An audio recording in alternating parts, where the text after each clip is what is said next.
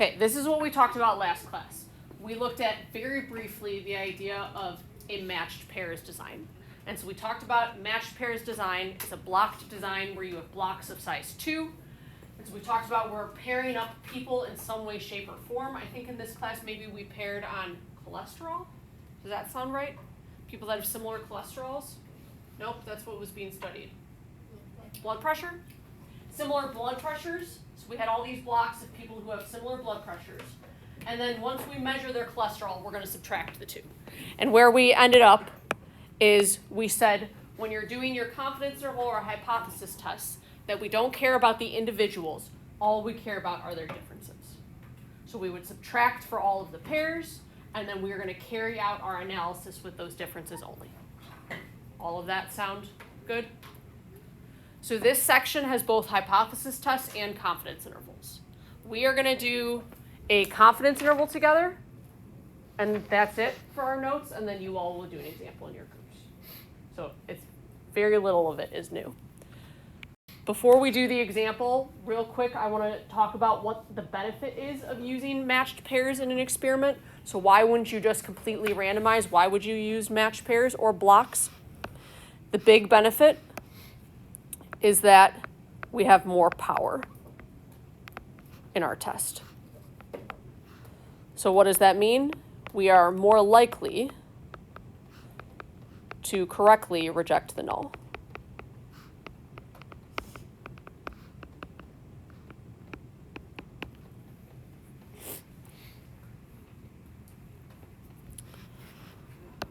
One thing I want to review is how to form the pairs.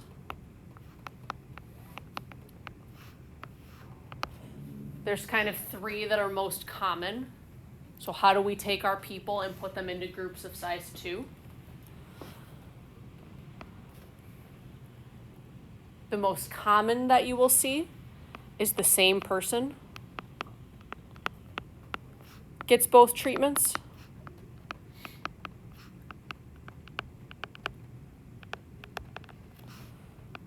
So the example I tend to give, and I think I gave in this class, is if you're comparing 2 different mosquito repellents.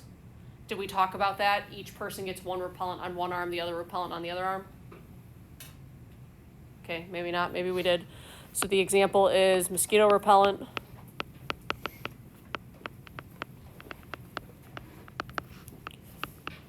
Or a lot of times we might have like a before and after. But that is most common for matched pairs, is that every person gets both treatments. Second one is we have pairs based on, I'm going to say genetics or family relationships.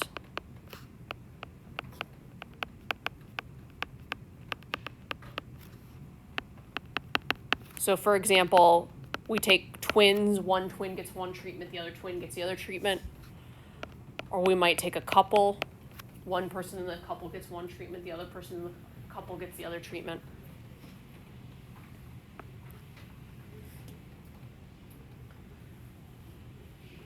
And then the last pairing design is we pair based on some factor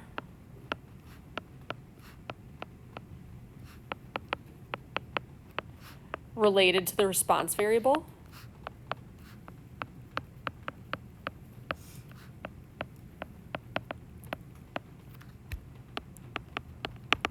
So that's like what we did in our notes when we paired based on similar blood pressure levels.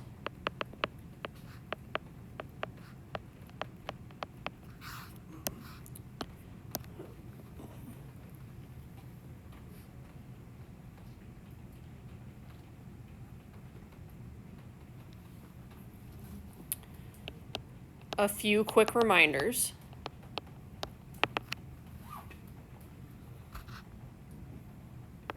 You still need to randomize.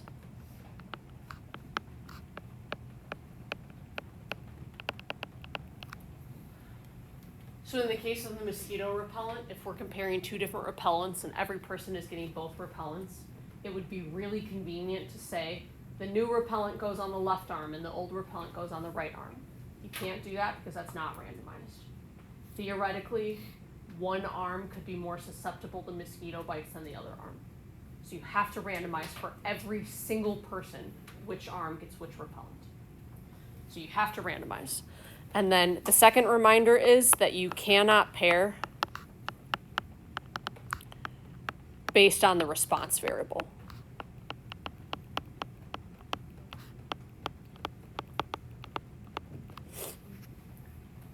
What I mean by that is in the medication example on the previous page, we cannot pair based on cholesterol.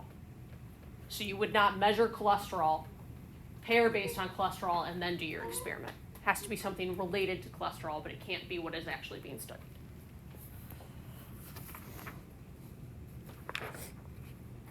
Ready for an example?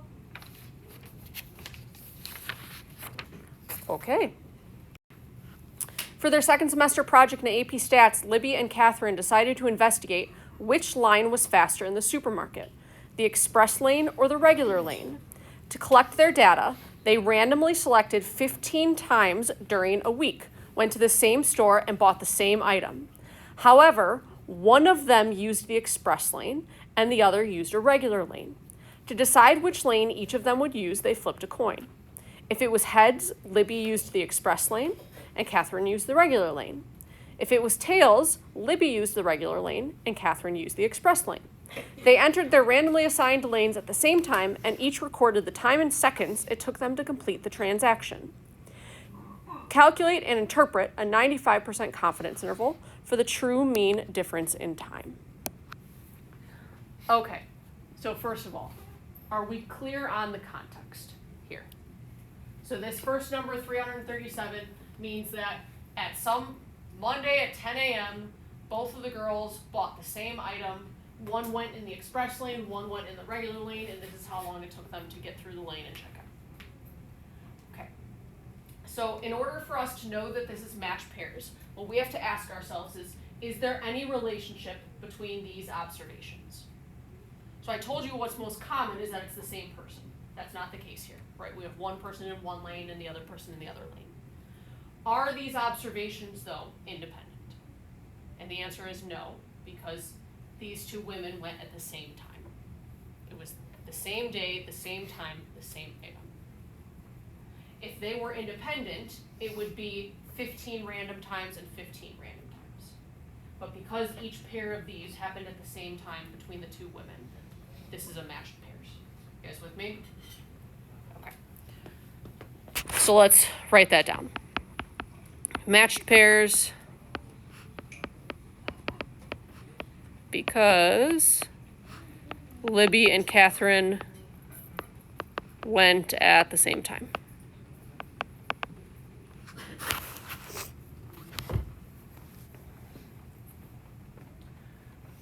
What we're going to do on Wednesday is you're going to have two data sets like this, but those data sets will be independent. There's not going to be a relationship between the two. Okay, so it asks us to calculate and interpret a 95% confidence interval. This is going to be the 4 C's like we continue to do. So for our choose, we are going to construct a 95% confidence interval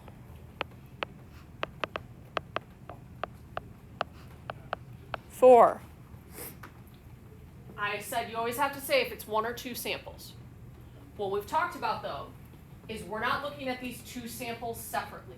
What we care about is the difference.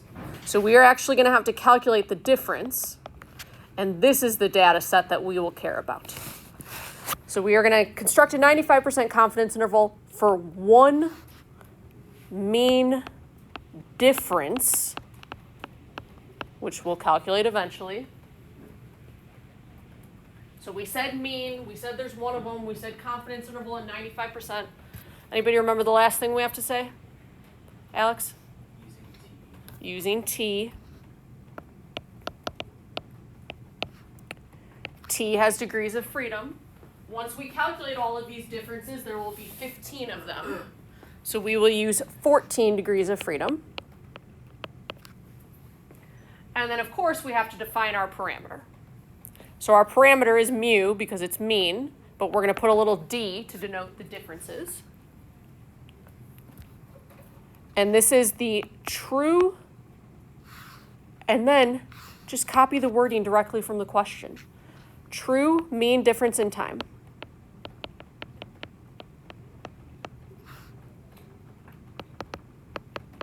And I'm just going to add to checkout.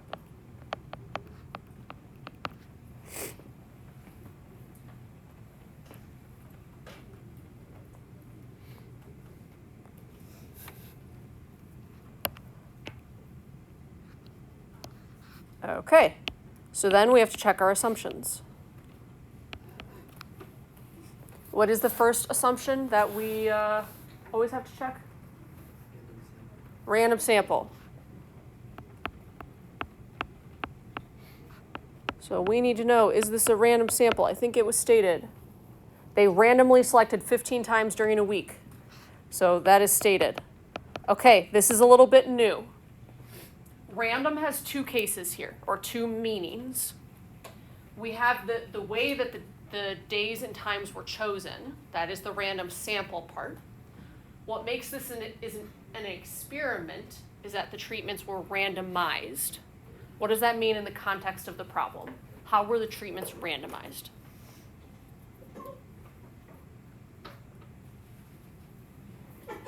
Alex? They randomly assigned which person went to which lane. So because it's an experiment, you will have to check this. Treatments were randomized.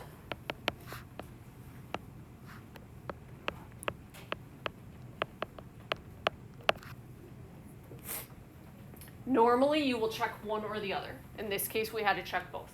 If it's an experiment, though, random has a different meaning. Random means that the treatments are randomized.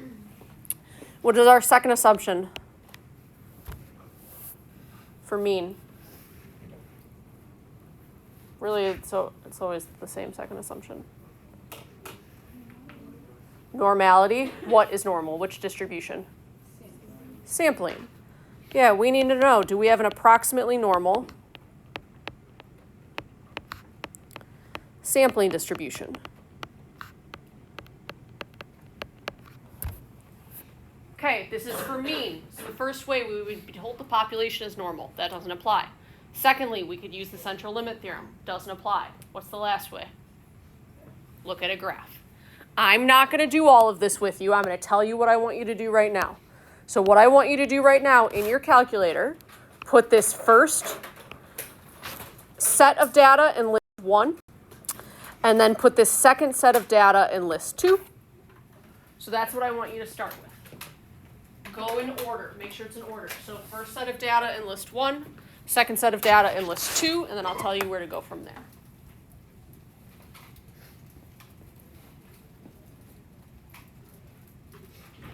Okay. So like I said, what we care about is the differences. So we need to calculate those differences and put them somewhere in the calculator that we can use them. So what you're going to do is you will type into the regular calculator screen list 1, subtract list 2, and you will store that in a new list. If you are looking for list 1, you can hit second 1. So you can hit second and the number 1. Subtract, second and the number 2. Store, the stow button, second and the number 3. And it should calculate all of the differences and put them in list 3. After you've done that, I want you to now go look at your list 3.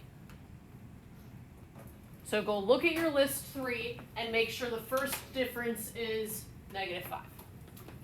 And you should have a list in list 3 now. Okay, so here is the part that is hardest for students to remember. All we care about now is list 3. That's it. Lists 1 and 2 are dead to us. You are not going to use them. You are only going to use list 3. All we care about is the differences. So when we're checking this approximately normal sampling distribution, when we're making a graph, it's based off of list 3. So what I want you to do right now is make a graph based off of list 3.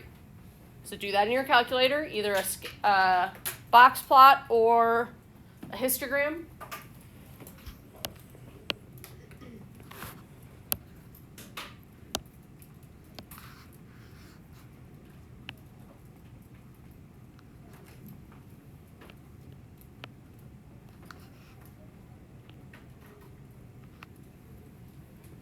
And mine looked something like this.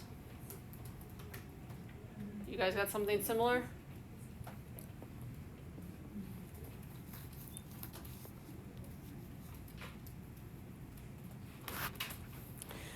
So then we're going to write a sentence like we always do.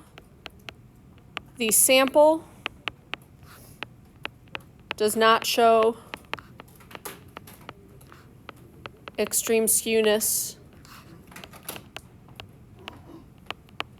or outliers. So the sampling distribution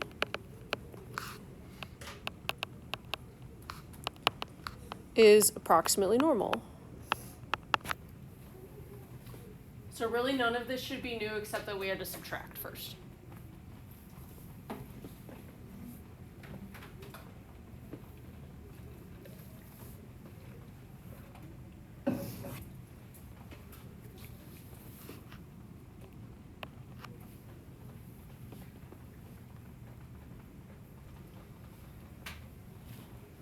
And remember, I'm going to be picky about this difference between sample and sampling. Last assumption that we always check is the 10% rule. So the sample needs to be less than 10% of the population size. Okay, we haven't really run into this yet. This is only when sampling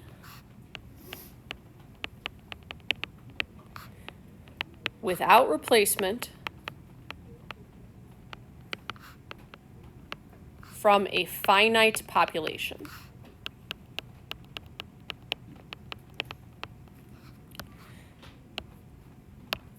There are three things that are really important here. You have to be sampling, which we are in this case. We're choosing days and times. That's the sampling piece.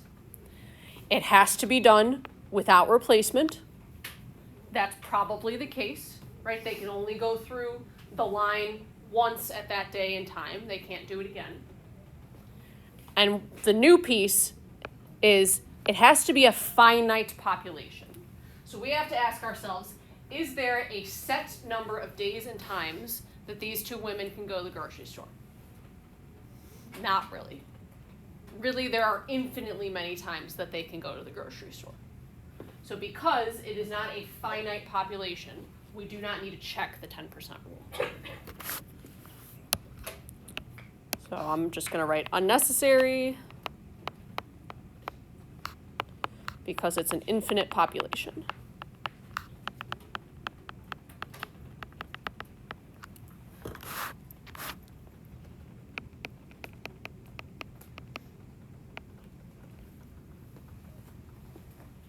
So those are our assumptions.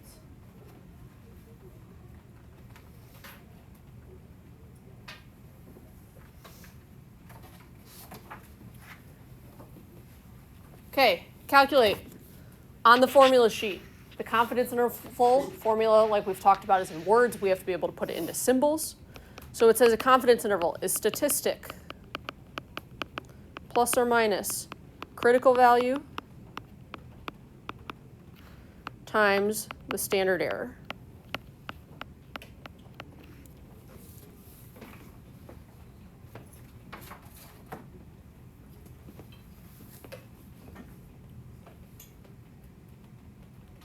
Okay, putting that into symbols. Statistic, we're talking about mean, so that's going to be sample mean. Plus or minus, critical value we already talked about is t. And then standard error, you can look that up on the formula sheet, or maybe you remember from hypothesis tests, that's s over root n. The only difference really is a lot of times people will put a d to note that we're looking at the differences.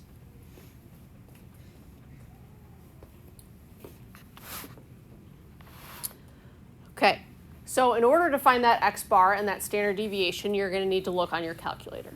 So what you're going to do right now is you're going to do 1var stats for list 3, since that's where we put our differences.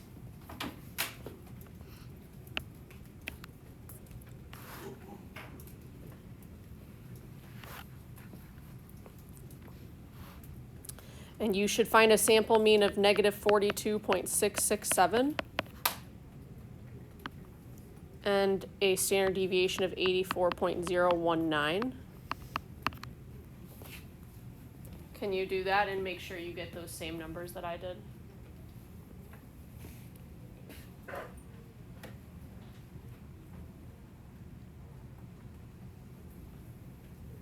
Can anybody nod that yes, you're, thank you.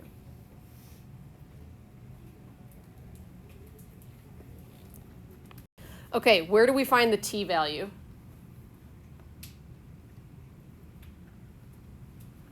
Come on, guys, help me out. Where do you find the t-value? Formula sheet, the table. I'm just going to tell you it's 2.145. So then our interval ends up being negative 89.2, comma 3.866. If you were to do that computation. If you were to check this on your calculator, you would just go to t interval using list 3. You should be checking your answer because it is silly to do all of that work and then get the wrong interval because you didn't check your answer.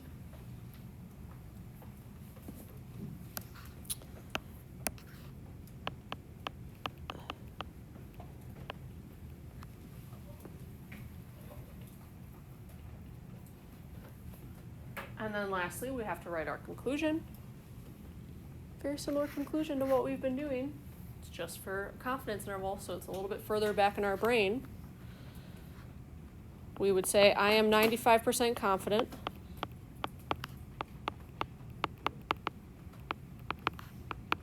the interval negative 89.2 to 3.866 seconds contains, and then all you're doing is just copying the wording from what you called mu in step 1. Contains the true mean difference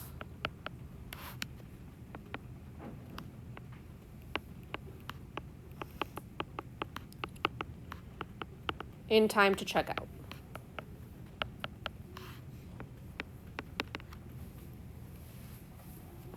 Now, it's okay that our interval is negative. You saw in your differences when you subtracted that sometimes you ended up with negative numbers. So that's fine. Normally we would say the negatives don't make sense, but here they do.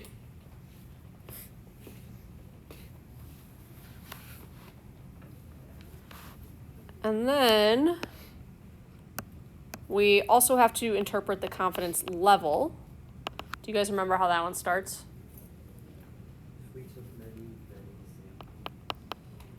If we took many samples and constructed confidence intervals for each one.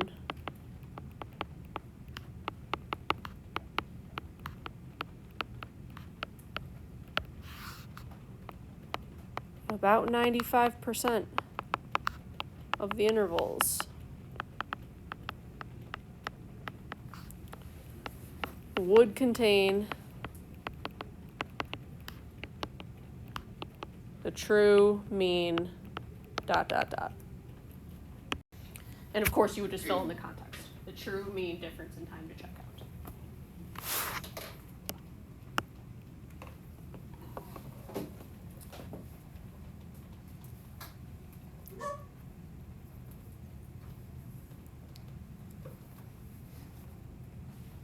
Any questions? It should be very similar to what we've been doing. The only difference being you throw a few D's in there, there's a difference in there, and you have to subtract. Okay, I want to answer part B, and then we will take a break. Based on your interval, is there convincing evidence that the mean time is different for the two types of lanes?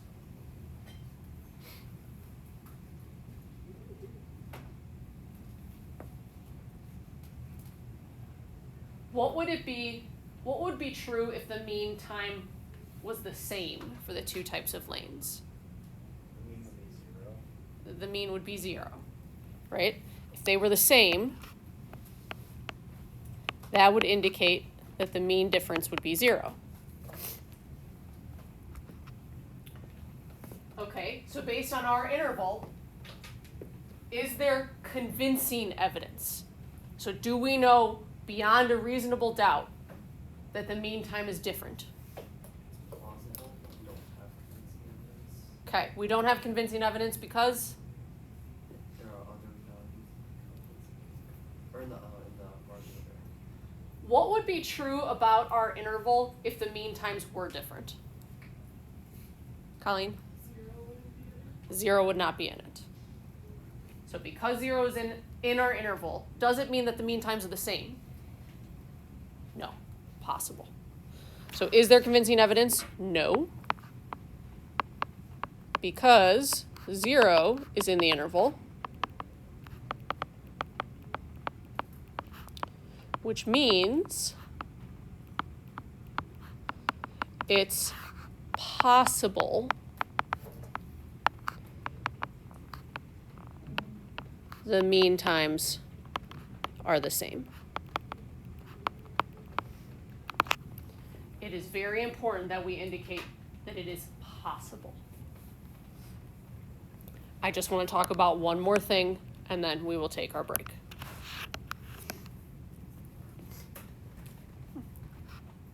So the thing I want to talk about real quick is part of the interval being negative.